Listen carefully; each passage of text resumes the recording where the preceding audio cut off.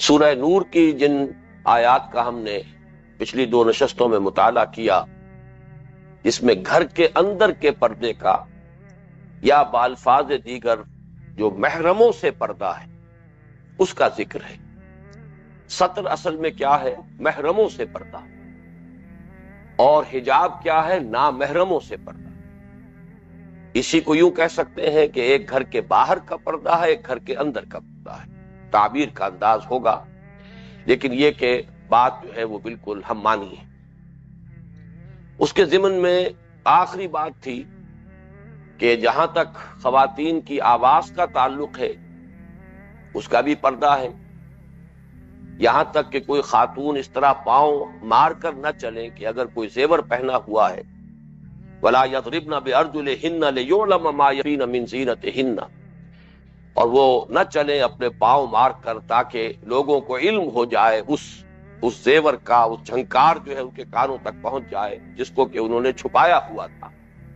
زیور چھپا ہوا ہے، اوپر سے چادر لی ہوئی ہے اور باقی لباس بھی ساتر ہے، لیکن محض زیور کی جھنکار جو ہے اس پر بھی باقاعدہ قرآن حکیم حکم دے رہا ہے کہ ایسا نہ کرو۔ مقصد کیا ہے کہ خام خواہ لوگوں کا ذہن منتقل نہ ہو کہ کوئی خاتون پاس سے گزر رہی ہے، ان کی توجہ ادھر منعطف نہ ہو۔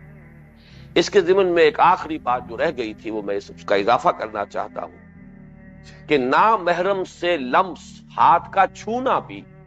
یہ شریعت کے اندر پسند نہیں۔ وہ زنا کی جو نبی اکرم صلی اللہ علیہ وسلم نے مزید وضاحت فرمائی کہ وہ صرف ایک فعل جس کے بارے میں کہ ہمیں معلوم ہے اسے زنا سے ہم تعبیر کرتے ہیں، اسی کا نام زنا نہیں ہے۔ آنکھوں کا زنا ہے، کانوں کا زنا ہے، ہاتھوں کا زنا ہے، پیروں کا زنا ہے، زبان کا زنا ہے، دل کا زنا ہے۔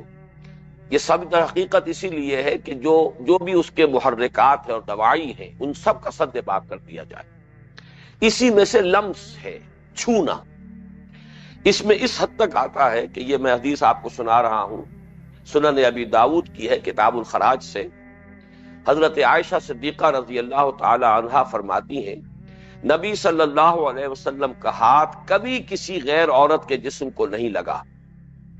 آپ عورت سے صرف زبانی عہد لیتے تھے اور جب وہ عہد کر چکتی تھی تو فرماتے جاؤ بس تمہاری بیعت ہو گئی۔ بیعت النساء کا ذکر قرآن مجید میں موجود ہے سورہ ممتحنہ میں، یعنی یہ کہ ایک منصوص حکم ہے کہ اے نبی ان سے بیعت لیجئے، فبایعہن، ان کی بیعت قبول کیجئے، ان سے بیعت لیجئے۔ اور اس بیعت کے ضمن میں جو معروف طریقہ تھا وہ یہ تھا کہ مصافحہ ہوتا تھا۔ بیعت در حقیقت اس کے لیے ہاتھ میں ہاتھ دینا، یہ مصافحہ جو ہے یہ اس کی ایک علامت ہے، ایک عملی اس کے لیے علامت کے طور پر۔ لیکن مردوں سے حضور بیعت لیتے تھے تو مصافحہ کرتے تھے، لیکن خواتین کے ساتھ ایک موقع بھی آتا ایسا کہ خواتین سے حضور بیعت لے رہے تھے، اس کے بعد حضور نے فرمایا، جب بیعت کے الفاظ ہو چکے تو کچھ خواتین نے درخواست کی کہ حضور ہاتھ بڑھائیے تاکہ ہم آپ سے بیعت کریں۔ آپ نے فرمایا لا اصافح الناس ولا اصافح النساء، میں عورتوں سے مصافحہ نہیں۔ اب اندازہ کیجئے اللہ کے رسول ہیں، اللہ کے نبی ہیں، وہ امتی خواتین ہیں، صحابیات ہیں، کس درجے میں بعد ہے اس کا کہ کسی کوئی امکان کہ کہیں کوئی برا خیال آ سکے جانبین کے دل میں، اس کی جس حد تک بھی امکانی حد تک نفی ہو سکتی ہے وہاں نفی موجود ہے۔ اس کے باوجود احتیاط کا یہ عالم، بلکہ اس کے ضمن میں یہاں تک ہے اہتمام تو کرتے تھے۔ کبھی ایسا ہوتا تھا کہ ایک کپڑا لیا، چادر، اس کو ایک طرف سے حضور نے تھام لیا، دوسری طرف سے وہ خاتون جو بیعت کر رہے انہوں نے تھام لیا، لمس نہ ہو۔ یہ لمس جو ہے، یہ چھو جانا جو ہے، یہ بھی جو حواس ظاہری جو شمار ہوتے ہیں، ایکسٹرنل سینس آرگنز، ان میں ٹچ جو ہے یہ خود ایک بہت بڑا سینس آرگن ہے۔ اس کے ذریعے سے نہ معلوم کیا کچھ منتقل ہوتا ہے۔ آپ کو معلوم ہے مسافے کا انداز جو ہے اسی سے اندازہ ہو جاتا ہے کہ کسی کے دل میں کیا جذبات آپ کے لیے، گرم جوشی ہے، سرد مہری ہے، ہاتھ ملانے میں اندازہ ہو جاتا ہے۔ تو اس اعتبار سے یہ بھی چونکہ ایک کمیونیکیشن کا ذریعہ بنتا ہے تو حضور نے اس درجے پابندی فرمائی۔ کبھی آپ ایسا کرتے تھے کہ ایک بڑی سا کوئی تشت یا کوئی تشلا ایسا رکھ لیا کہ جس میں پانی ہے، تو ادھر سے خواتین جو بیعت کر رہی انہوں نے اس میں ہاتھ ڈال لیا، ادھر سے حضور نے ہاتھ ڈال دیا، براہ راست جسم کا لمس نہ، لیکن کوئی نہ کوئی ایسی کیفیت ہو جائے کہ جس سے ان کو یہ احساس ہو کہ ہمارے اور آپ کے مابین ایک ربط اور تعلق جو ہے عہد اور معاہدے کا وہ پختہ ہو گیا۔ اس سے آگے چلیے، بڑی شدت کے ساتھ روکا گیا ہے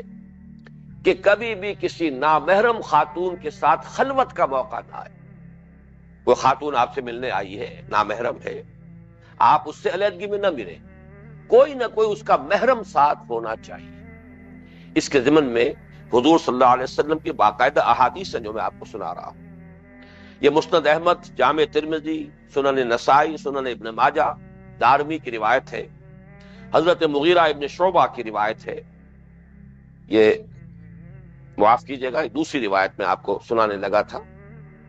یہ حضرت عبداللہ ابن عباس رضی اللہ تعالی عنہما سے روایت ہے، اور یہ بخاری اور مسلم کی متفق علیہ روایت کہ حضور نے فرمایا خطبے میں، لا یخلون رجل بامرأۃ الا ومعها ذو محرم ولا تسافر المرأة الا مع ذی محرم۔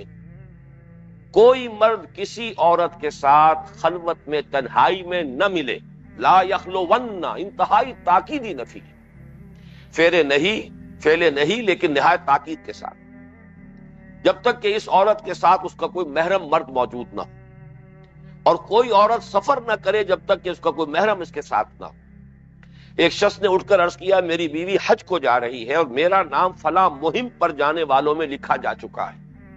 یعنی جو بھی دینی سلسلے میں کوئی جہاد کی مہم ہے اس میں میرا نام بھی لکھا جا چکا ہے۔ اب ظاہر بات ہے کہ مجھے وہاں جانا ہے، میں اپنی اہلیہ کے ساتھ نہیں جا سکتا، لیکن میری اہلیہ جو ہے وہ حج کے لیے جا رہی ہے۔ حضور نے فرمایا، فانطلق حج مع امراتک، نہیں چھوڑو، اس مہم سے اپنا نام واپس لو، اپنی اہلیہ کے ساتھ جاؤ اور حج۔ تو گویا کہ اس درجے احتیاط ہیں۔ اسی طرح حضرت جابر ابن عبداللہ رضی اللہ تعالی عنہ سے روایت ہے، ایک دوسری روایت ہے، یہ مسند احمد کی روایت ہے، من کان یؤمن باللہ والیوم الآخر فلا یخلون بامرأۃ لیس معها ذو محرم منها فإن ثالثہما الشیطان۔ تم میں سے کوئی شخص جو اللہ پر اور یوم آخر پر ایمان رکھتا ہے، ہرگز خلوت میں نہ ملے، تنہائی میں نہ ملے کسی عورت کے ساتھ، الا یہ کہ اس کے ساتھ اس کا کوئی محرم موجود ہو، اس لیے کہ اگر تم تنہا ہوگے، تم اور صرف وہ خاتون، تو تیسرا تم میں شیطان شامل ہو جائے۔ اس کو اب ذہن میں رکھیے، میں اعادہ نہیں کرنا چاہتا، میں نے تمہید میں ساری باتیں عرض کی ہیں کہ یہ جو انسان کے اندر جنسی جذبہ ہے جو اللہ نے رکھا ہے بہت قوی ہے، اور جتنا یہ قوی ہے اتنی ہی احتیاط کا طالب ہے، کہ اس کے ضمن میں اگر احتیاط ملحوظ نہیں رکھی جائے گی تو بے راہ روی کا امکان پیدا ہو جائے۔ اس میں کس درجے حضور حساس تھے کہ شیطان جو ہے، جو اس میں بھی حدیث میں ہم نے سنا کہ جب دو مرد ہو، ایک مرد اور ایک عورت صرف دو علیحدہ ہو تو تیسرا لازماً شیطان ہوتا ہے۔ اس کے قریب کی ایک حدیث میں آپ کو سنا رہا ہوں، یہ سنن ابی داؤد کی روایت ہے کتاب الصوم سے۔ یہ ایک واقعہ ہے کہ ایک دفعہ رات کے وقت حضور صلی اللہ علیہ وسلم اپنی زوجہ محترمہ حضرت صفیہ کے ساتھ ان کے مکان کی طرف جا رہے تھے۔ راستے میں دو انصاری پاس سے گزرے، آپ نے ان کو روک کر ان سے فرمایا، یہ میرے ساتھ میری بیوی صفیہ ہیں رضی اللہ تعالی عنہ۔ انہوں نے عرض کیا، سبحان اللہ یا رسول اللہ صلی اللہ علیہ وسلم، بھلا آپ کے متعلق کوئی بدگمانی ہو سکتی ہے؟ فرمایا، شیطان آدمی کے اندر خون کی طرح گردش کرتا ہے، مجھے اندیشہ ہوا کہ کہیں وہ تمہارے دل میں کوئی برا گمان نہ ڈالے۔ یہ ہے ہماری معاشرتی اقدار، یہ ہے احتیاط کا عالم۔ تیسری چیز، اب یہ ایک ایسی شے ہے کہ جس میں بالواسطہ طور پر ثبوت ملے گا چہرے کے پردے کا، حالانکہ یہاں کہا جا رہا ہے کہ دیکھ لو۔ جہاں کہیں شادی کا ارادہ ہو، کوئی رشتے کا پیغام دیا جا رہا ہو، وہاں ایک نگاہ ڈال لینا اس لڑکی کے چہرے پر، اس کی حضور کی طرف سے بعض مواقع پر تاکید۔ میں اس کو کیوں ثبوت میں لا رہا ہوں چہرے کے پردے کے، کہ اگر چہرے کا پردہ نہ ہو تو یہ کہنے کی ضرورت ہی نہیں۔ یہ تو ایک استثنائی بات ہے کہ شادی کرنی ہے اس لیے ایک نگاہ سے دیکھ لینا، اس کی اجازت یا اس کی ترغیب جو دلائی جا رہی ہے، اس سے خود ثابت ہو رہا ہے کہ پس منظر میں معاشرہ وہ ہے کہ جس میں چہرے پر نگاہ پڑنے کا کوئی اور امکان ہے ہی نہیں۔ وہ تو چونکہ ارادہ ہے پیغام دینے کا، نکاح کا ارادہ کیا ہے، تو اس کے لیے ترغیب آ رہی ہے۔ یہ ہے وہ روایت جو مسند احمد کی ہے اور جامع ترمذی کی، حضرت مغیرہ ابن شعبہ رضی اللہ تعالی عنہ کی روایت ہے کہ میں نے ایک جگہ نکاح کا پیغام دیا، رسول اللہ صلی اللہ علیہ وسلم نے پوچھا تم نے لڑکی کو دیکھ بھی لیا ہے؟ میں نے عرض کیا نہیں. فرمایا انظر الیہا فإنہ احری ان یقدم بینکما، ایک نگاہ دیکھ لو، اس لیے کہ اس سے زیادہ اس بات کی توقع ہے کہ تمہارے مابین الفت پیدا ہو اور ایک محبت پیدا ہو، اس کے لیے ایک نگاہ دیکھ لینا. اب یہاں پر ایک اجازت بھی ہے، ترغیب بھی ہے، لیکن میں کیوں حدیث کی سنا رہا ہوں کہ اس سے ثابت ہو رہا ہے اگر تو عام ملنا جلنا ہو، عام چہرے سامنے رہتے ہو، تو اس قسم کی کسی بات کے کہنے کی کوئی ضرورت نہیں، اس کا کوئی محل نہیں، کوئی مقام نہیں. لیکن یہ کہ جہاں کہیں نکاح کا معاملہ ہے وہاں اس کی اجازت دی گئی. اسی طرح حضرت ابو ہریرہ رضی اللہ تعالی عنہ کی روایت ہے کہ ایک شخص نے کہیں شادی کا پیغام دیا، اور یہ صحیح مسلم کی روایت ہے. نبی صلی اللہ علیہ وسلم نے فرمایا انظر الیہا فإن فی اعین الانصار شیئا، کسی انصاری خاتون سے نکاح کا پیغام دیا ہے تو حضور نے فرمایا کہ تم ذرا ایک نگاہ ڈال لو، دیکھ لو، اس لیے کہ انصار کی خواتین کی نگاہوں میں، آنکھوں میں عام طور پر کچھ نقص ہوتا ہے. کہیں ایسا نہ ہو کہ شادی کے بعد وہ نقص تمہارے سامنے آئے، تمہارے علم میں آئے، اس سے جو ہے وہ طبیعت کا وہ میلان نہ رہے اور پھر کوئی موافقت مزاج کی نہ ہو. تو لہذا ایک مرتبہ دیکھ لینے میں کوئی حرج نہیں ہے. اسی طرح حضرت جابر ابن عبداللہ کہتے ہیں کہ حضور نے فرمایا اذا خطب احدکم المرأة فقدر ان یرا منها بعض ما يدعوه الى نکاح فلیفعل. یہ بھی مسند احمد اور سنن ابی داؤد کی روایت ہے کہ حضور نے فرمایا کہ جب تم میں سے کوئی کہیں پر نکاح کا پیغام دے تو اگر اس کا امکان ہو کہ وہ ایک نگاہ دیکھ لے تو اسے کر لینا چاہیے. یہ تین حدیثیں میں نے آپ کو سنائی ہے اس اعتبار سے کہ اس سے بالواسطہ ثبوت مل رہا ہے چہرے کے پردے کا، ورنہ یہ کہ استثناء کس لیے؟ خاص شادی کے موقع پر اور نکاح کا پیغام دینے کے لیے اس کے تذکرہ جو ہے وہ بالکل بے محل ہو جائے ایک ایسے معاشرے میں کہ جس میں عام طور پر آمنا سامنا رہتا ہو اور ایک دوسرے کی شکلیں جو ہے وہ دیکھی بھالی ہو، جانی پہچانی ہو، تو پھر ایسے موقع کے اوپر کوئی خصوصی ایک نگاہ ڈالنے کا کوئی امکان نہیں. اب آخری بات آ رہی ہے اس ضمن میں، ایک ہے عورتوں کا مردوں کو دیکھنا اور ایک ہے مردوں کا عورتوں کو دیکھنا. اس میں کچھ فرق ہے، اگرچہ ظاہر بات ہے کہ جہاں تک جنس کا تعلق ہے کشش تو باہمی ہے، اور جیسے کہ مرد کو عورت کی ضرورت ہے، عورت کو مرد کی ضرورت ہے، یہ تو ایک میوچول معاملہ ہے، دونوں کے مابین ہے. لیکن نفسیاتی طور پر ایک فرق ہے جس کو اگر نظر انداز کر دیا جائے تو بات سمجھ میں نہیں آتی. مرد کی فطرت میں، اس کی طبیعت میں اقدام ہے، آگے بڑھ کر کسی شے کو حاصل کرنے کا جذبہ، طلب. عورت کی جو سرشت ہے، اس کا جو مزاج ہے جو اللہ نے بنایا، اس کے اندر گریز ہے، اور یہی اس کے اصل میں نسوانی حسن کا ایک اہم حصہ ہے. اگر وہ زیادہ بے حجاب ہو، خود اقدام کر رہی ہو، تو وہ در حقیقت پھر وہ عورت کہلاتی نہیں. نسوانیت کے اندر یہ فطری طور پر ایک گریز اور حجاب کا مسئلہ یہ زیادہ ہے، جبکہ مرد آگے بڑھتا ہے، اقدام کرتا ہے، کسی شے کو حاصل کرنا چاہتا ہے. اس اعتبار سے فرق ہے. اس کے باوجود یہ پسندیدہ نہیں ہے کہ عورتیں جو ہے وہ مردوں کو دیکھتی رہیں. لیکن ظاہر بات ہے کہ عام طور پر تو ایسا ہوگا، اگر کہیں راستہ نکل رہی ہے، کوئی خاتون چل رہی ہے باہر، اس نے خود حجاب کا پورا اہتمام کر لیا ہے، لیکن اسے راستہ جو ہے طے کرنا ہے، اسے چلنا ہے، تو نگاہ اس کی تو پڑے گی. اگر تو یہ بالکل برابر کا معاملہ ہوتا تو پھر تو مردوں کے چہروں پر بھی نقاب ہونا چاہیے کہ نہ عورت مرد کو دیکھے نہ مرد عورت کو دیکھے. لیکن یہ کہ نقاب کا معاملہ یا چادروں کا اپنے چہروں کے اوپر سامنے لٹکا لینے کا حکم جو ہے خواتین کو دیا گیا ہے، اس سے بھی خود بخود ثابت ہو رہا ہے کہ ان دونوں کے مابین فرق ہے. البتہ یہ کہ کہیں پر اب اس میں کئی چیزیں اضافی ہو جاتی ہیں. کہیں فرض کیجئے کہ عام طور پر ملنے جلنے کے امکانات زیادہ ہوں، وہاں زیادہ احتیاط کی ضرورت ہو. کوئی خاتون سڑک پر جا رہی ہے، راستہ طے کر رہی ہے، تو جس کسی مرد پر نگاہ بھی پڑی ہے، پتہ نہیں دوبارہ اس کو کبھی دیکھنے کی نوبت آئے گی بھی کہ نہیں آئے گی. لیکن فرض کیجئے کسی کا گھر میں آنا جانا ہے، اب یہاں معاملہ جو ہے بالکل برعکس ہو جائے، اس اعتبار سے کہ یہاں پر کانٹیکٹ کے مواقع زیادہ. اس پہلو سے زمین و آسمان کا فرق واقع ہو جاتا ہے کہ کہیں باہر یا کیجولی کہیں کسی مرد کی نگاہ پڑ جائے کسی عورت کی، اور ایک یہ کہ کہیں جہاں قرب کا معاملہ بھی ہو سکتا ہو اور جہاں کوئی کانٹیکٹ جو ہے بار بار ہونے کا امکان ہو، وہاں زیادہ شدید احتیاط کی ضرورت ہے. چنانچہ اس کے ضمن میں آپ کو حدیث سے سنا رہا ہوں کہ حضور نے خواتین کو پردہ کرنے کا حکم دیا ہے نابینا مردوں سے. نابینا مرد عورتوں کو نہیں دیکھ سکتے، نابینا ہے، لیکن عورتیں تو انہیں دیکھ رہی ہیں. اور چونکہ وہ گھر میں آنے کا مسئلہ ہے، وہ جو ابھی حدیث میں آپ کو سنا رہا ہوں، اس لیے حضور نے بڑی سختی کے ساتھ روکا اپنی ازواج مطہرات کو کہ پردہ کرو. حضرت ام سلمہ رضی اللہ تعالی عنہ اور حضرت میمونہ رضی اللہ تعالی عنہ نبی صلی اللہ علیہ وسلم کے پاس بیٹھی تھیں. اتنے میں حضرت ابن ام مکتوم رضی اللہ تعالی عنہ آ گئے. نبی صلی اللہ علیہ وسلم نے ان دونوں سے فرمایا احتجبا منہ، تم دونوں پردہ کرو ان سے. بیویوں نے عرض کیا، امہات المومنین نے، ازواج مطہرات نے رضی اللہ تعالی عنہما، یا رسول اللہ الیس اعما لا یبصرنا ولا یعرفنا.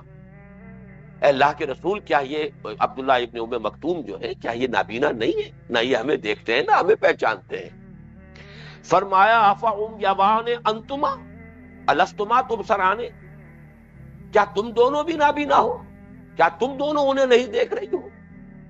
معلوم یہ ہوا کہ چونکہ یہاں پر ان میں حضرت عبداللہ ابن ام مکتوم کا گھروں کے اندر آنا جانا تھا عام طور پر،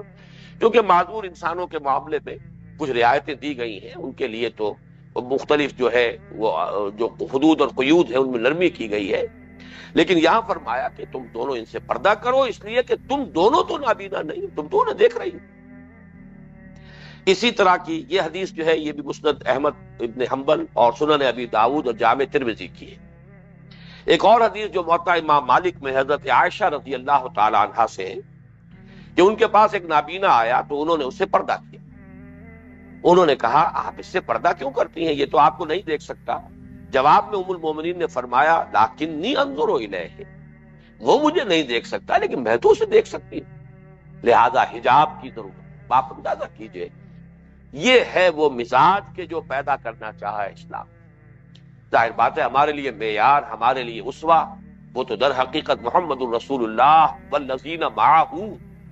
محمد اللہ کے رسول صلی اللہ علیہ وسلم اور جو ان کے ساتھ ہیں، صحابہ ہیں، صحابیات ہیں، ازواج مطہرات ہیں، بنات مطہرات ہیں. یہ ہے کہ در حقیقت وہ ہمارے لیے آئیڈیل ہے، وہ نمونہ ہے. لیکن اب دیکھیے دوسری طرف دو باتیں آ رہی ہیں. ایک طرف تو کہ نابینا مرد سے بھی اگر اس کا قرب کا معاملہ ہو رہا ہے، پاس آیا ہے، گھر آیا ہے، تو پردے کا حکم خواتین کو دیا جا رہا ہے، جہاں کہ اس نابینا مرد کے ان کو دیکھنے کا کوئی سوال نہیں، امکان صرف یہ کہ خواتین انہیں دیکھ رہی، اس پر بھی حکم دے دیا. لیکن اب دوسرا واقعہ حضرت فاطمہ بنت قیس کا ہے رضی اللہ تعالی عنہا. ان کو ان کے شوہر نے 3 طلاقیں دے ڈالی ایک دم،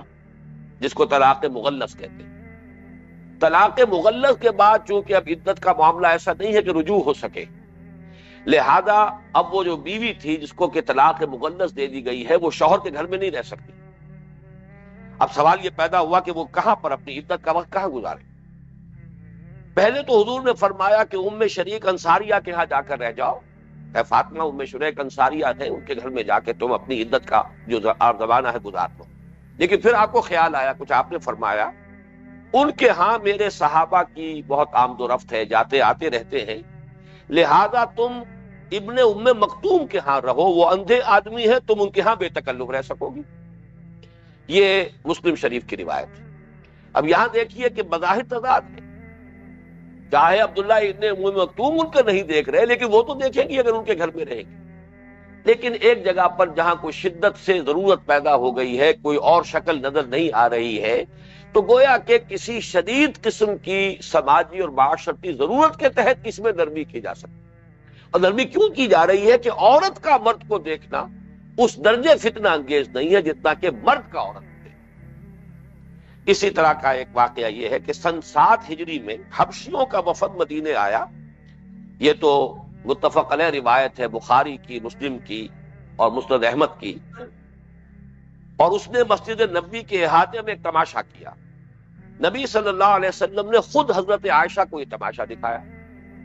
حضرت عائشہ رضی اللہ تعالی عنہ جب حضور کے حرم میں آئی ہیں تو آپ کو معلوم ہے کہ عمر کل 9 برس تھی. اس کے بعد جب کا یہ واقعہ ہو رہا ہے تو 5 برس اور ایڈ کر لیجئے تو 14 برس کی ایک یعنی سمجھیے کہ بچی ان کو کہا جا سکتا ہے. تو ان کے لیے، ان کی دلجوئی کے لیے وہ تماشا حبشیوں کا جو ہے وہ دکھایا حضور نے اپنی اوٹ سے، بلکہ تفصیل آتی ہے آگے، آپ خود کھڑے ہو گئے اور آپ کے کندھے پر سے نگاہ ڈال کر حضرت عائشہ دیکھتی تھی۔ یہ بھی گویا کہ ایک رعایت کی شکل سامنے آئی ہے، یعنی عورتوں کا مردوں کو دیکھنا، اور خاص طور پر مرد بھی وہ ہے جو حبشی ہیں، آئے ہیں تماشے کے لیے، آج ہے کل کہیں اور جائیں گے، یہاں پر مستقل ان کا رہنا نہیں ہے۔ تو مختلف قسم کے اس طرح کے جو پہلو ہیں ان کو نظر انداز کر دینا بھی بہت زیادہ تشدد کا موجب ہو جاتا ہے۔ ایک ہے پورا مزاج، وہ پورا مزاج تو ہمارے سامنے جو احادیث ہم نے پڑھی ہے اور جو قرآن مجید کی آیات پڑھی ہیں سورہ احزاب اور سورہ نور کی، اس سے ایک پورا محکم جو ہے نظام ہمارے سامنے آ گیا۔ البتہ اس میں جو رعایتوں والا معاملہ ہے وہ ہے کہ جو میں آپ کے سامنے رکھ رہا ہوں۔ اب اس ضمن میں آخری بات ہے، اور وہ آخری بات ہے ایک اعتبار سے کہا جا سکتا ہے کہ ایک تضاد ہے، اور اس کا حل کیا ہے اس پر ذرا تھوڑی سی ہمیں گفتگو کرنی ہوگی۔ یہ دو حدیثیں ہیں جن سے ثابت ہوتا ہے کہ حضور صلی اللہ علیہ وسلم نے حضرت عائشہ کی جو ہمشیرہ ہیں، یعنی حضور کی گویا کہ سالی ہیں، ہمارے رشتے کے جو الفاظ ہم استعمال کرتے ہیں ان کے اعتبار سے، ان سے آپ نے پردہ نہیں کیا۔ چنانچہ یہ سنن ابی داؤد کی بھی روایت ہے کتاب الحج میں، بکثرت احادیث سے ثابت ہے کہ حضرت اسماء بنت ابی بکر رضی اللہ تعالی عنہما آپ کے سامنے ہوتی تھی، اور آخر وقت تک آپ کے اور ان کے درمیان چہرے اور ہاتھوں کی حد تک کوئی پردہ نہ تھا۔ حجۃ الوداع نبی صلی اللہ علیہ وسلم کی وفات سے صرف چند مہینے پہلے کا واقعہ ہے، اور اس وقت تک بھی یہی حالت قائم رہی۔ اب ظاہر بات ہے کہ وہ جو محرموں کی فہرست آئی ہے ان میں تو یہ محرم کا معاملہ نہیں ہے، اس کے اعتبار سے حضرت اسماء رضی اللہ تعالی عنہ حضور کے لیے نامحرم ہے، حضور ان کے لیے نامحرم۔ لیکن یہ ایک واقعہ موجود ہے، اس واقعے کا جیسا کہ میں نے کہا ہے کہ سند کے اعتبار سے اس کی نفی نہیں کی جا سکتی۔ پھر یہ بھی نہیں کہا جا سکتا کہ یہ کوئی ابتدائی زمانے کا معاملہ ہے، حجۃ الوداع تک بھی یہ کیفیت نہیں۔ ایک دوسرا مسئلہ یہ ہے کہ حضرت ام ہانی رضی اللہ تعالی عنہا جو ابو طالب کی صاحبزادی حضرت علی کی ہمشیرہ ہیں بڑی، نبی صلی اللہ علیہ وسلم کی چچا زاد بہن تھی، آخر وقت تک حضور کے سامنے ہوتی رہی، اور کم از کم منہ اور چہرے کا پردہ انہوں نے آپ سے کبھی نہیں کیا۔ فتح مکہ کے موقع کا ایک واقعہ وہ خود بیان کرتی ہیں جس سے اس کا ثبوت ملتا ہے، یہ بھی سنن ابی داؤد کے اندر یہ روایت موجود ہے۔ اب میں عرض کروں گا کہ یہ دو روایات ہیں کل جو ہمیں ملتی ہیں، جو اس پورے نظام کے کہ جس کا کہ ہم نے 4 نشستوں میں مطالعہ کیا ہے، اس سے کچھ مختلف نقشہ سامنے آتا ہے۔ اب 3 راستے، بلکہ یوں کہیے 2 راستے۔ ایک تو یہ کہ ان کو اصل اساس بنائیں اور قرآن مجید کی ساری تعلیمات، سورہ احزاب کی ساری آیات، سورہ نور کی تمام آیات اور یہ سینکڑوں حدیثیں جو ہم نے پڑھی ہیں،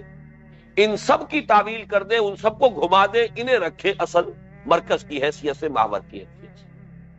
ایک شکل یہ کہ ان کو رکھیں اصل مرکز اور محور کی حیثیت سے اور ان کی تعویل کریں۔ تو اس میں کوئی بھی معقول شخص یہ نہیں کہہ سکتا کہ پہلی شکل درست ہوگی، دوسری ہی شکل درست ہے، جب اتنی محکم آیات قرآن حکیم کی، سورہ احزاب کی آیات، سورہ احزاب میں وارد شدہ ہدایات، سینکڑوں احادیث جن سے چہرے کا پردہ ثابت ہو رہا ہے، جن سے وہ تمام احکام جن کا کہ تذکرہ اس سے پہلے 4 نشستوں میں ہو چکا ہے،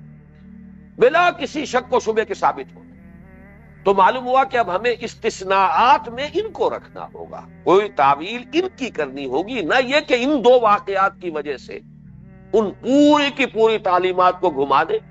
اور ان کی تعویل کریں اس کی روشنی۔ شکل بہتر یہی ہے کہ ان کے بارے میں سوچا جائے کہ ان کی تعویل کیا ہے، اور وہ تعویلیں 3 ہیں۔ پہلے تو ایک کہیں گے جس کو آپ کہتے ہیں استثناءات، اور یہ قاعدہ کلیہ ہے دنیا میں ہر جگہ پر، ایکسیپشنز پروو دی رول، استثناءات ہر قاعدے میں، اور جب استثناء ان کو ہم کہتے ہیں تو اس سے تو گویا کہ اصل قاعدہ کلیہ مزید ثابت ہو جائے۔ جب وہ مستثنیٰ ہے، ایکسیپشن ہے، تو ایکسیپشن پرووز دی رول، اس سے تو اور محکم ہو جاتا ہے جو اصل اصول ہے۔ دوسری بات یہ ہو سکتی ہے کہ معاملہ ہو سکتا ہے کہ عمر کی رخصت کا معاملہ، اس لیے کہ سورہ نور کی آیت نمبر 60 میں ایک نرمی کی طرف اشارہ موجود ہے، والقواعد من النساء اللاتي لا يرجون نکاحا فليس عليهن جناح ان يضعن ثيابهن غير متبرجات بزينة وان يستعففن خير لهن والله سميع عليم. جہاں سورہ نور میں وہ سارے احکام آئے ہیں، اس کے بعد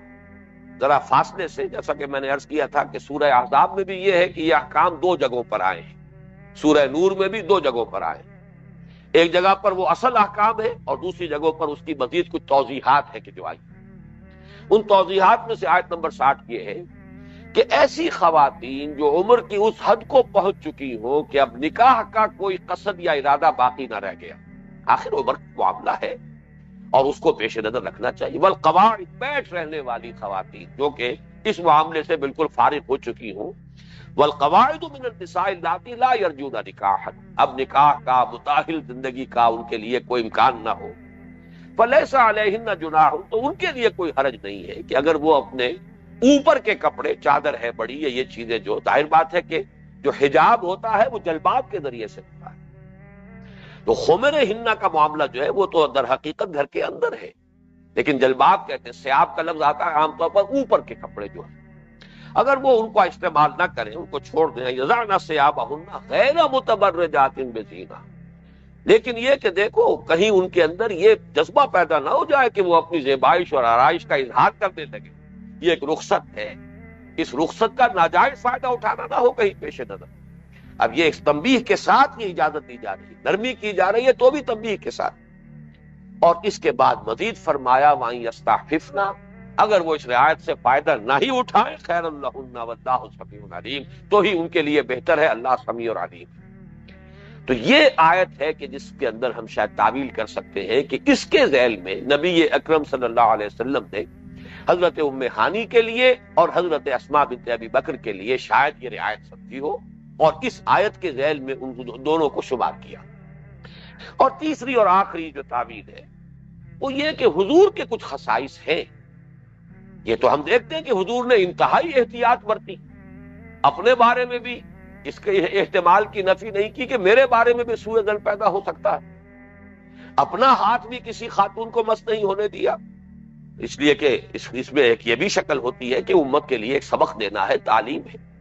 لیکن بہرحال سب کو معلوم ہے محمد صلی اللہ علیہ وسلم، آپ کا مقام، اس کا آپ کی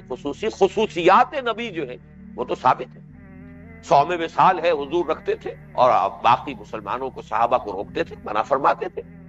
جو ایک روزہ آج رکھا ہے اس کو آج افطار نہیں کیا، رات بھر بھی روزہ چل رہا ہے، اگلے دن بھی روزہ چل رہا ہے، 2 دن کا صوم وصال ہے، اگلی شام کو جو ہے افطار کیا، یا اگلی شام کو بھی نہیں کیا، 3 دن کا صوم وصال چل رہا. تو یہ کچھ نہ کچھ خصائص ہوتے ہیں. تو یا تو ہم اسے خصائص نبوت میں ڈالیں گے، یا یہ کہ ان 2 خواتین کا معاملہ خصوصی ہو جائے گا کہ شاید عمر کے لحاظ سے حضور نے سورہ نور کی آیت نمبر 60 کے ذیل میں ان کا شمار کیا ہو. اور تیسری بات یہ کہ ان دونوں کا بھی نہ معاملہ ہو، تب یہ خالص استثناءات جو ہیں، قاعدہ کلیہ یہی ہے کہ ایکسیپشن پروو دی رول. تو یہ چیزیں ہیں. اور جو بات بنیادی کہی ہے وہ یہ کہ صرف یہ 2 واقعات لے کر بعض ہمارے جدید دور کے مفکرین نے وہ یہ کیا ہے کہ سارا تانا بانا صحیح بنا، ساری عمارت صحیح اٹھائی، سارے احکام کی تفصیل بیان کی، ساری حدیثیں جو ہے کھول کر بیان کر دی، لیکن پھر ان کے حوالے سے آ کر کہیں نہ کہیں نرمی پیدا کر گئے. میرے نزدیک وہ طرز عمل درست نہیں ہے، بلکہ ہمیں ان کی تعویل کرنی ہوگی، باقی تمام احکام کو محکم تسلیم کر کے انہیں اصل مرکز و محور مان کر ان کی تعویل، اور ان کی تعویل کی یہ 3 امکانات ہیں جو میں نے آپ کے سامنے رکھے. اب ہے اصل آخری بات جو اس ضمن میں ہے کہ زنا کے سد باب میں آپ نوٹ کرتے چلے جائیے. سب سے پہلی بات کیا تھی؟ عورتوں اور مردوں کا عدم اختلاط. خواتین کے لیے اصولی ہدایت کہ ان کی اصل جگہ ان کا گھر ہے. وقرن فی بیوتکن، گھروں میں داخلے کے بارے میں پہلے آغاز کیا سورہ احزاب میں کہ نبی کے گھروں میں داخل نہ ہو، اور اس کے بعد سورہ نور میں آ کر استیزان اور استیزان کے تفصیلی احکام حدیث کے اندر آ گئے. پھر سورہ احزاب میں حجاب کا حکم آ گیا، فَصَلُوهُنَّ مِن وَرَاءِ حجاب، باہر نکلے تو اپنے جلباب، ادنائے جلباب جو ہے، یدنین علیہن من جلابیبہن، تو یہ حجاب کا حکم آ گیا. پھر سورہ نور کی آیات میں سطر کی طرف اشارہ ہو گیا، گھر کے اندر بھی نگاہوں کو نیچے رکھنے کا حکم آ گیا. یہ سب کس لیے ہے؟ اور تفصیلی حدیثیں جو ہم دیکھ چکے ہیں، تاکہ زنا کے محرکات کا سدباب کر دیا جائے، آگ اور پانی کا میل نہ ہو، اس لیے کہ اس درجے شدید جو ہے کشش ہے باہمی، کہ اس کشش باہمی کا سدباب جو ہے وہ اسی طور سے ہوگا کہ کانٹیکٹ حتی الامکان نہ ہو۔ البتہ یہ کہ اب دوسرا اس کے بالکل یوں سمجھیے کہ اپنی کیٹیگری کے اعتبار سے ایک دوسری بالکل شے وہ یہ ہے، ڈیٹرنٹ کی اعتبار سے، وہ ہے سزا، شدید ترین سزا۔ زنا کی سزا بھی شدید ترین، جسے اگر آج کے لوگ وحشیانہ کہیں تو میں اس لفظ کو بھی قبول کروں گا، وحشیانہ سزا۔ وحشیانہ سزائیں اگر آپ یہ لفظ کے لیے استعمال کرنا چاہیں تو ہمیں اس معاملے میں انداز اختیار کرنا چاہیے کہ ہیں، مانتے ہیں، لیکن ہے اللہ کی طرف سے ہے، اس میں حکمت ہے، اس میں لوگوں کی مصلحت ہے۔ یہ سخت سزا، اس میں ایک تو یہ کہ سزا کا جو عام فلسفہ ہے اسلام میں، جو آج کل کے جدید فلسفے سے بالکل متضاد ہے۔ آج کا فلسفہ یہ ہے، اگرچہ عقلی اعتبار سے اس میں بھی وزن ہے، وہ بالکل خالی نہیں ہے وزن سے، اور وہ وزن کیا ہے، کس بات کا ہے کہ در حقیقت مجرم جو ہے مریض ہوتا ہے، وہ نفسیاتی مریض ہے، ذہنی مریض ہے، اس کو مریض کی حیثیت سے ٹریٹ کیا جائے تو ظاہر بات ہے کہ اصول یہی ہے کہ مرض سے دشمنی ہوتی ہے، مریض سے دشمنی نہیں ہوتی۔ تو آپ تو کریکٹیو کے میجرز اختیار کیجئے، اس کی اصلاح کی کوشش کیجئے۔ مغرب کا پورا فلسفہ جو ہے تعزیرات کا اور جو بھی سزاؤں کا جو ہے وہ در حقیقت یہ ہے، اس میں اسی لیے کریکٹیو پلیسز کہلاتی ہیں، وہ جگہ جو ہے جیلیں ان کو نہیں کہتے، ان کے لیے تو یہ کہ اصلاح خانے ہیں، یہ یہاں پہ اصلاح کے لیے رکھا جاتا ہے، ان کے لیے اچھے سے اچھا بندوبست، ان کی تعلیم کا اہتمام۔ لیکن تجربے سے ثابت ہو گیا کہ جرم ختم نہیں ہوتا، تاریخ ثابت کر چکی ہے تجربے کے ذریعے سے کہ جرم ختم نہیں ہوتا۔ اسلام کا فلسفہ اس کے بالکل برعکس ہے۔ ٹھیک ہے، مجرم سے نفرت نہ کرو، لیکن جرم کی سزا سخت ہو، تاکہ ایک مجرم کو سزا مل جائے تو ہزاروں کے کان ہو جائیں اور ہزاروں کو عبرت حاصل ہو جائے۔ نکال اور عبرت، یعنی عبرت انگیز سزا دینا، در حقیقت یہ ہے وہ دوسرا فلسفہ جو آج کے جدید ذہن کے لیے قابل قبول نہیں ہے، لیکن قرآن کا فلسفہ یہی ہے۔ نکال لما کسبا، یہ ایک نکال کہتے ہیں ایسی سزا جو عبرت انگیز ہو، جس کو دیکھ کر دوسروں کے رونگٹے کھڑے ہو جائیں۔ اس کے بغیر جرم کا استحصال نہیں ہو سکتا۔ تعلیم کے حوالے سے، تربیت کے حوالے سے، ذرائع ابلاغ کے حوالے سے جو بھی کچھ ہو سکتا ہے دنیا میں، امریکہ میں جو کچھ ہو رہا ہے اس سے زیادہ کا آپ تصور کر نہیں سکتے۔ لیکن جرم تو بڑا ہینس جرم ہے، بڑا گھناؤنا جرم ہے، بڑا آرگنائزڈ کرائم ہے، اور اس کے علاوہ یہ کہ جنسی جرائم انتہائی گھناؤنے۔ باقی وہ جو بھی ڈاکے اور جو بھی ان کے ہاں ہوتے ہیں معاملوں کو تو چھوڑ دیجیے، یہ جنسی جرائم انتہائی گھناؤنے۔ معلوم ہوا کہ وہ فلسفہ فیل ہو چکا ہے، اپنے عملی اثرات کے اعتبار سے ثابت ہو چکا ہے، اگرچہ بات غلط نہیں ہے۔ اسلام نے یہ رکھا ہے کہ آپ مجرم سے نفرت نہ کیجیے، جیسے کہ حضرت ماعز یا حضرت جو غامدی خاتون تھی رضی اللہ تعالیٰ عنہما، دونوں کا معاملہ ہوا ہے، حضور نے دونوں کو رجم کیا ہے، لیکن یہ کہ اگر رجم کے بعد کسی شخص کی زبان سے کوئی نازیبہ کلمہ نکل گیا ان کی شان میں تو آپ نے شدید جو ہے سرزنش فرمائی کہ برا نہ کہو، اس لیے کہ اس نے تو وہ توبہ کی ہے کہ اگر وہ توبہ مدینے کی تمام آبادی پر تقسیم کر دی جائے تو سب کی نجات کے لیے کافی ہو۔ تو نفرت کا معاملہ نہیں ہے، لیکن یہ جو کچھ کیا جا رہا ہے اس لیے کیا جا رہا ہے تاکہ اس جرم کا استحصال ہو جائے۔ اس ضمن میں بڑی عمدہ عبارت ہے، جو یہ ایک کتاب ہے، میں بلکہ اس کا تذکرہ کرنا چاہتا ہوں، حد رجم، محمد رفیق چودھری صاحب نے، اس لیے کہ اس دور میں یہ مسئلہ اٹھ کھڑا ہوا، اس لیے کہ جہاں تک اور ہمارے جدید مفکرین، متجددین، جدید مغربی تہذیب سے لبرل جو ہیں، جو متاثر ہیں، ان کی بات تو اہم نہیں تھی، لیکن جب مولانا امین حسن اصلاحی صاحب نے بھی اس رجم کے بارے میں ایک رائے ایسی اختیار کی کہ جو منکرین سنت اور منکرین حدیث اور جدید لبرل لوگوں کے ہم خیال بات جو ہے سامنے آئی، تو اس سے یقیناً یہ مسئلہ بہت اہم ہو گیا اور ضرورت پیش آئی، اس لیے کہ بہرحال ان کا شمار اہل علم میں ہے، خاص طور پر ہمارا اپنا جو حلقہ ہے اس میں میں نے ہی ان کی تفسیر شائع کی ہے، میں نے ہی اس کو انٹروڈیوس کرایا ہے، اس اعتبار سے، اور میں نے ان سے استفادہ کیا ہے، میں تسلیم کرتا ہوں، مولانا مودودی سے استفادہ ہے، مولانا اصلاحی صاحب سے استفادہ ہے، تو ان کا معاملہ جو ہے میرے لیے جب بھی وہ ہوا تھا بہت سخت تکلیف دہ ہوا، اور یہ بھی میں آپ کو بتا دینا چاہتا ہوں کہ میرا اصل جو بریکنگ پوائنٹ ہے مولانا اصلاحی صاحب کے ساتھ وہ اسی ایشو پر ہے۔ باقی اور بھی اختلافات ہوتے ہیں، وہ تو ظاہر بات ہے کہ دنیا میں اختلافات جو ہیں وَلِذَالِكَ خَلَقَهُمْ، اختلافات تو ہوتے ہیں، لیکن بریک جو ہوا، بریک اپ جو ہوا میرے اور ان کے مابین تعلق کا، وہ اسی ایشو پر کہ اس میں انہوں نے وہ موقف اختیار کیا ہے جو منکرین سنت کا ہے۔ اجماعی رائے جو ہے وہ ہے کہ جو ہمیشہ سب کو معلوم بھی ہے، میں اس ظاہر بات ہے کہ اس ایشو پر کوئی دلائل نہیں دینا چاہتا، کہ پوری امت کا اجماع ہے، شیعہ، سنی، حنبلی، شافعی، حنفی، مالکی، ظاہری، زیدی اور اہل حدیث، امام ابن تیمیہ، جو بھی ہیں، سوائے کچھ خوارج کے، خوارج بھی سارے نہیں، سوائے کچھ خوارج کے کہ انہوں نے انکار کیا رجم کی سزا کا، باقی پوری امت کا اجماع ہے غیر شادی شدہ زانی یا زانیہ کی سزا 100 کوڑے، برسر عام کوڑے مارے جائیں، یہ سورہ نور کے اندر وارد ہے، اور شادی شدہ زانی اور زانیہ ہو اس کی سزا رجم، پتھر مار مار کر ان کو ہلاک کیا۔ میں نے خاص طور پہ اسی انداز میں یہ لفظ ادا کیا ہے کہ چاہے اس کو وحشت اور بربریت سے تعبیر کیا جائے تو پوری طرح واضح ہو جائے، اس میں کوئی حرج نہیں، اللہ کا حکم ہے، اللہ ہے، رحیم بھی ہے، رحمان بھی ہے، اس نے اگر یہ سزائیں تجویز کی ہے۔ اب اگر کوئی شخص اس کو کہتا ہے وحشت اور بربریت، میں اس سے یہ پوچھتا ہوں کہ ہاتھ کاٹ دینا محض چوری کے جرم پر، کیا یہ وحشت اور بربریت نہیں ہے؟ جدید جو بھی معیارات ہیں اس کے اعتبار سے چوری میں کیا ہوا؟ مال کا مسئلہ ہے، یہاں تو عزت کا، یہاں نسب کا معاملہ، حسب نسب کا شک پڑ رہا ہے، یہاں پورا خاندانی نظام ٹوٹ رہا ہے، معاشرے کی جڑیں کھد رہی ہیں، مال کی چوری اور اس پر چور کا ہاتھ کاٹ دینا،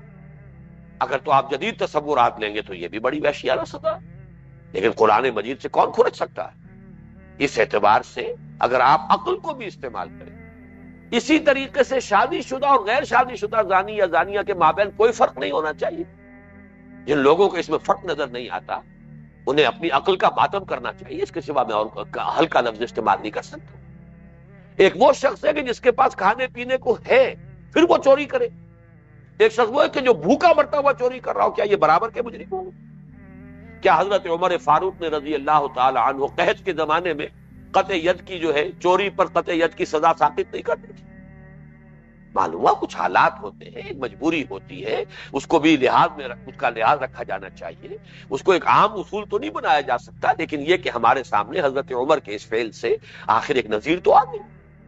اسی طرح ایک شخص ہے، کنوارا ہے، اس کو اپنی جنسی خواہش کے پورے کرنے کا کوئی راستہ نہیں ہے، مقدرت بھی نہیں ہے کہ نکاح کر سکے، جو جائز راستے ہیں وہ بھی اس کے لیے جو ہے کھلے ہوئے نہیں ہے، کوئی سبب ایسا ہے، وہ کہیں ملوث ہو گیا، اس سے کہیں خطا ہو گئی، اس کا پاؤں کہیں پھسل گیا،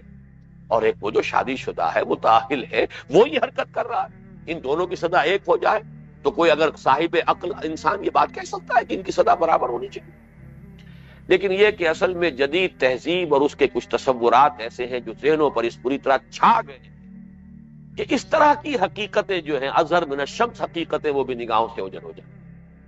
اس لیے کہ جدید مغربی تہذیب اور ان کے تانے، انہوں نے جو وحشیانہ کا لفظ استعمال کیا، اب ظاہر بات ہے پھر درجے ہی کا فرق ہے۔ غلام احمد پرویز نے اس سے اگلی تعویل کر لی ہے کہ یہ چوری پر ہاتھ کاٹ دینے کی سزا بھی در حقیقت مولویوں نے غلط سمجھ لی ہے کہ ہاتھ کاٹنے سے مراد ہاتھ کاٹنا ہے، یہ تو یہ ہے کسی شخص کے ہاتھ کاٹ دو، یعنی ایسے حالات پیدا کر دو کہ چوری کی ضرورت ہی پیش نہ آئے۔ بھائی تم نے تو میرے ہاتھ کاٹ دیے، ہم کہتے ہیں نا کہ تم نے تو کوئی ایسا قدم اٹھایا ہے کہ اب میرے لیے کوئی اقدام کرنے کا کوئی امکان ہی نہیں رہا، تو یہ محاورہ ہے، استعارہ ہے ہاتھ کاٹ دینا، فَاقْطَعُوا أَيْدِيَهُمَا کا مراد بھی یہ نہیں ہے کہ ہاتھ کاٹ دو، قطع ید کی سزا کو بھی انہوں نے اس کو 0 سے ضرب دیا ہے اور انہوں نے جو ہے رجم کو 0 سے ضرب دے دیا۔ اس اعتبار سے یہ بڑے افسوسناک، میں صدمے کے ساتھ بات کہہ رہا ہوں، اور جن حضرات کو بھی اس کی کوئی چھوت لگ گئی ہو، میں ان کو یہ مشورہ دے رہا ہوں کہ یہ کتاب جو ہے حد رجم محمد رفیق چودھری صاحب کی، اس کا ضرور مطالعہ کریں۔ میں یہاں پہ ایک حوالہ اس میں سے دے رہا ہوں کہ شاہ ولی اللہ دہلوی کا حجت اللہ البالغہ سے انہوں نے ایک عبارت نقل کی ہے، وہ طویل ہے، جس میں وہ پورا فلسفہ جو ہے حدود اور تعزیرات کا انہوں نے بیان کیا بڑی خوبصورتی سے۔ حجت اللہ البالغہ شاہ ولی اللہ دہلوی رحمۃ اللہ علیہ کی ایک ایسی کتاب ہے کہ احکام شریعت کی حکمتوں کے بیان میں اس پر اجماع ہے کہ اتنی جامع کتاب کوئی نہیں لکھی گئی، یہ 12ویں صدی ہجری کے یہ مجددین میں سے ہے، تو یوں سمجھیے کہ پورے 1100 برس اس سے پہلے گزر چکے تھے، اور مانا ہے اہل علم نے کہ اس پائے کی کوئی کتاب نہیں لکھی۔ انہی میں انہوں نے بحث کی ہے، اور رجم کے بارے میں جو کہا ہے آخر میں زنا کے بارے میں تو بڑے پیارے الفاظ آئے ہیں۔ زنا کے فعل کے بارے میں کہتے ہیں وَلَا يَكُونُ غَالِبًا إِلَّا بِرِضَا الزَّانِيَّةِ وَالزَّانِي وَفِي الْخَلَوَاتِ حَيْثُ لَا يَطَّلِعُ عَلَيْهَا إِلَّا الْبَعْضُ فَلَوْ لَمْ يَشْرَعْ فِيهَا حَدٌّ وَجِيعٌ لَمْ يُحْصَلِ الرَّدْ۔ یہ جرم گھناؤنا ایسا ہے جو بالکل خلوتوں میں کیا جاتا ہے، زانی اور زانیہ کی رضامندی سے ہوتا ہے، اس اہتمام سے ہوتا ہے کہ دیکھنے والا کوئی نہیں، پوری کوشش کر دی جاتی ہے، اس کے اوپر مطلع ہونا بہت مشکل ہے، یعنی اس کا پکڑ میں آنا بہت ہی مشکل ہے۔ اس کے لیے اگر شدید عبرتناک سزا نہ رکھ دی جاتی تو اس کے سد باب کا کوئی امکان ہی نہیں۔ یعنی ایک جرم جو ہے وہ ایسا ہے کہ جو عام طور پر پکڑ میں آنے والا ہو تو اس کے لیے چھوٹی سزا دینا جو ہے وہ بھی کافی ہو جائے، لیکن یہ جرم وہ ہے کہ جو پکڑ میں بمشکل آتا ہے۔ پھر یہ کہ آپ کو معلوم ہے کہ 4 عینی گواہوں کا، شاہد کا، یا تو یہ کہ خود وہ اعتراف کرے، اب تو کسی گواہ کی ضرورت نہیں، اگر وہ زانی یا زانیہ خود ہی اعتراف کر رہا ہے یا کر رہی ہے تو کسی گواہ کی ضرورت نہیں۔ اور واقعہ یہ ہے کہ جو حضور صلی اللہ علیہ وسلم کے زمانے میں جن 2 مسلمانوں کو آپ نے رجم کیا ہے، حضرت باعث رضی اللہ تعالی عنہ اور وہ غامدی خاتون، ان دونوں کا اعتراف تھا، کسی اور نے آ کر رپورٹ نہیں کیا تھا، کوئی FIR پولیس میں درج نہیں ہوئی تھی، کوئی اور گواہ نہیں آئے تھے، انہوں نے اعتراف کیا ہم سے خطا ہو گئی۔ اور تقویٰ کا یہ عالم ہے، آخرت کے خوف کی یہ شدت ہے کہ ہم دنیا کی سزا بھگت دیں گے تاکہ آخرت کی سزا سے ہم بچ جائیں۔ اس اعتبار سے انہیں رجم کیا گیا۔ تو وہاں پر جو نصاب ہے کہ اس کے لیے گواہی 4، لیکن پھر یہ کہ اب گواہی 4 ہو جائے یا اقرار ہو جائے تو سزا ایسی سخت ہونی چاہیے کہ ایک سزا بھی کہیں سال بھر میں یا 2 سال میں بھی کہیں کسی ملک میں دے دی جائے تو ہوش ٹھکانے آ جائیں پورے ملک کی آبادی۔ اگر وہ شادی شدہ نہیں ہے، غیر شادی شدہ ہے، تو 100 کوڑے برسر عام مارے جائیں، اور حکم ہے کہ لوگوں کے سامنے تاکہ لوگ دیکھیں، اس سے آنکھیں کھلے لوگوں کی، ہوش آ جائیں۔ وَلْيَشْهَدْ طَائِفَةٌ، چاہیے کہ دیکھیں لوگ، ان کوڑوں کو لگتے ہوئے دیکھیں، کہیں علیحدہ کسی کمرے میں 4 دیواری میں نہیں، کہیں فصیلوں کے اندر نہیں۔ اسی طرح یہ شادی شدہ ہے تو پھر رجم، پتھر مار مار کر اس کو ہلاک کر دینا، یہ اس کی سزا ہے۔ اور یہاں میں نے اس کا ذکر جو کیا رجم کا موضوع نہیں ہے، یہ بھی در حقیقت وَلَا تَقْرَبُوا الزِّنَا إِنَّهُ كَانَ فَاحِشَةً وَسَاءَ سَبِيلًا۔ تو زنا کا سد باب ایک تو وہ سطر اور حجاب اور علیحدگی، سیگریگیٹڈ سوسائٹی، اختلاط کم سے کم ناگزیر، پھر اس کے اوپر حدود اور قیود، گھروں کے اندر بھی لباس کے اوپر بھی پابندیاں، لباس کے یہ حدود ہیں، ان سب سے ایک طرف سے ان کا راستہ روکا گیا۔ نکاح کی ترغیب، نکاح کو آسان بنانا، یہ ہم آئلی قوانین کے ضمن میں، آئلی نظام جو ہے اسلام کا، اس کے ضمن میں پڑھ چکے ہیں۔ ان تمام راستوں سے اصل مقصود کیا ہے کہ زنا کا سد باب ہو جائے، اور اس میں پھر آخری اضافہ یہ کیجئے کہ اس کے باوجود کہیں کوئی حرکت ہو تو اس کی سزا سخت